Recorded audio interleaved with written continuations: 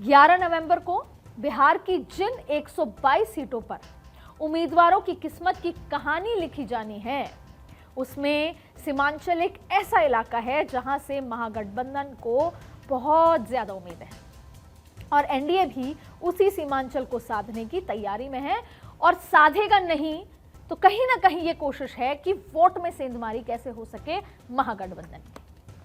एक तरफ एनडीए की जुबान पर घुसपैठ जैसे मुद्दे आ गए, पोलराइजेशन हो सकता है, तो दूसरी तरफ महागठबंधन ने वोट चोरी जैसा नैरेटिव की उंगली पकड़कर आगे बढ़ना शुरू लंबे समय पहले कर दिया था और अब जब दूसरे फेज का चुनाव आया है तो उसको तेज कर दिया है। मतलब एनडीए की कोशिश वोटर्स को एकजुट करके डेमोग्राफी में बदलाव जैसे मुद्दे के सहारे वोटर्स को साधने की है, तो दूसरी तरफ महागठबंधन की कोशिश है कि वोट काटने जैसी बातों के जरिए वो एक विशेष वर्ग के बीच अपनी जगह बना सके। पहले चरण के मुकाबले दूसरे चरण में बदली इस रणनीति के पीछे यही वजह मानी जा रही है।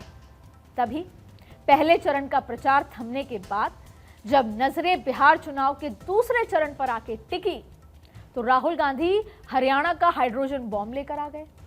वही वोट चोरी वाला, वही जो हेरफेर वाला दाव जो लगातार वो लगाते आए हैं। इस बॉम्ब को फोड़ते फोड़ते राहुल गांधी ये भी कह गए कि जो हरियाणा में हुआ बिहार में भी वही होगा।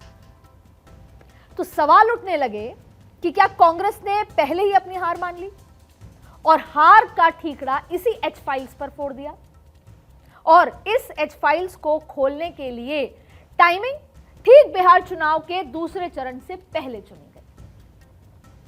और मुद्दे मैंने आपको बताए कि सीमांचल में मुद्दा क्या है, इसी टाइमिंग को क्यों चुना, इसको आप कुछ आंकड़ों से आसानी से समझ सकते हैं। देखिए, 2023 के बिहार जाति सर्वे और 2011 जनगणना के आधार पर सीमांचल की आबादी करीब 1 करोड़ है, जिसमें 47% मुस्लिम, 51% हिंदू आबादी है। अब वैसे तो बिहार में मुस्लिम कुल 17.7% है, लेकिन सीमांचल में 47 यानी इसी इलाके में बिहार के कुल 28% मुसलमान यही रहते हैं।